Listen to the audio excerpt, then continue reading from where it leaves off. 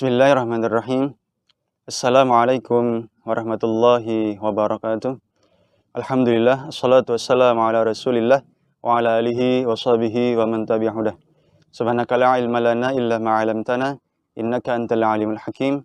Wa la hawla wa la quwata illa billahil aliyil azim. Rabbi shrah li sadri wa yassir li amri wa hlul 'uqdatam min lisani yafqahu qawli, amma ba'd. Pemirsa penikmat kurma kuliah Ramadan yang dirahmati oleh Allah SWT. Alhamdulillah, bersyukur kita kehadiran Allah SWT karena pada hari ini kita bisa kembali menjalankan ibadah puasa di bulan Ramadan tahun ini, tahun 1443 Hijriah.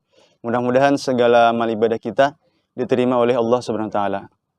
Salawat dan salam tak lupa pula selalu kita sanjungkan kepada baginda Nabi besar Muhammad sallallahu alaihi wasallam beserta keluarga beliau, sahabat beliau, tabi'in, tabi'in, dan orang-orang senantiasa mengikuti jalan langkah beliau ila yaumil qiyamah. Pemirsa, penikmat kurma kuliah Ramadan yang dirahmati oleh Allah SWT, alhamdulillah senang sekali hari ini kita bisa kembali bersua di dalam kegiatan kuliah Ramadan. Hari ini kita dalam rubrik Suluh Peradaban, kita mengangkat tema bagaimana proses pembayatan Khalifah Umar bin Khattab radhiyallahu anhu. Kaum muslimin rahimakumullah, ketika Khalifah Abu Bakar sakit keras dan beliau merasa ajal beliau sudah hampir tiba, maka beliau sudah memikirkan siapa pengganti beliau nantinya ketika beliau wafat. Dan beliau sudah punya gambaran siapa yang terbaik, yang paling tepat menggantikan beliau nantinya. Sosok itu adalah Sayyidina Umar bin Khattab radhiyallahu anhu. Kenapa Sayyidina Umar bin Khattab radhiyallahu anhu yang beliau pilih?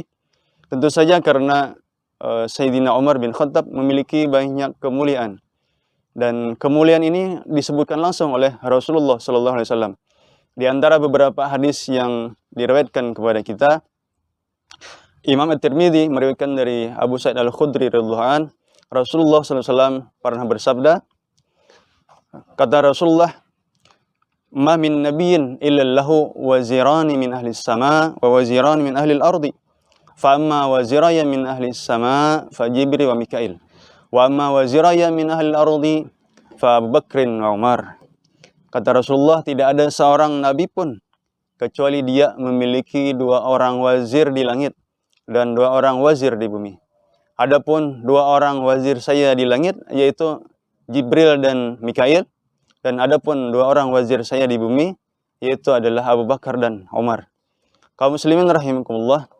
Kemudian Rasulullah SAW juga pernah memberikan pernyataan bahwa Allah SWT telah menjadikan kebenaran pada lisan dan hati Umar. Ini kita ketahui pada riwayat yang diriwayatkan oleh Imam At-Tirmidzi dari Abdullah bin Umar, dan Imam Ahmad meriwayatkan dari jalur Abu Hurairah. Rasulullah SAW bersabda, "Innallaha ja'ala al-haqqa ala lisani Umar wa qalbihi." Sesungguhnya Allah Ta'ala telah menjadikan kebenaran pada lisan dan hati Umar radhiyallahu anhu.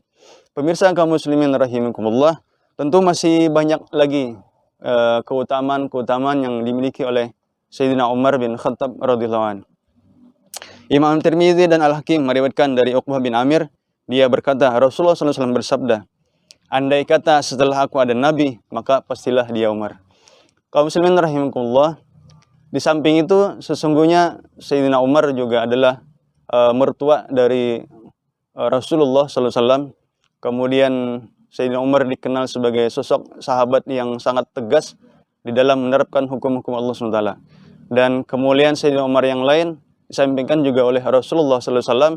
Kata Rasulullah SAW yang maknanya, tidak ada satu malaikat pun di langit kecuali menghormati Sayyidina Umar.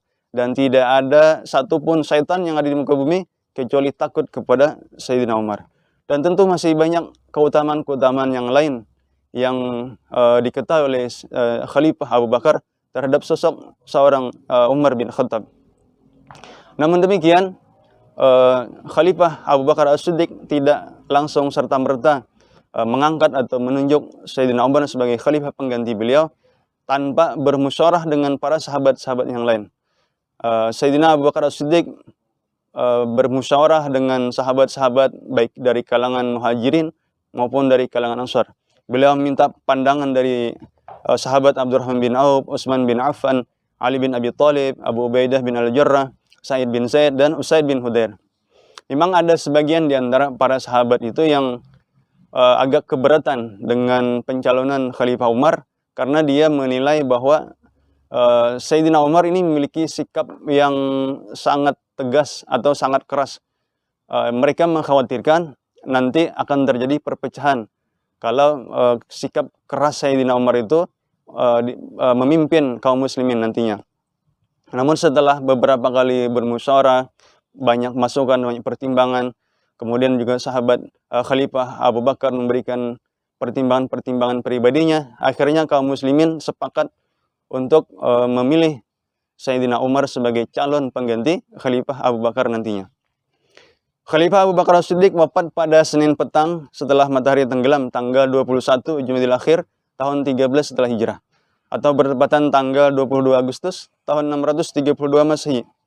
Jadi setelah malam tiba, jenazah Sayyidina Abu Bakar dimandikan, kemudian disolatkan dan dimakamkan di samping kubur Rasulullah SAW.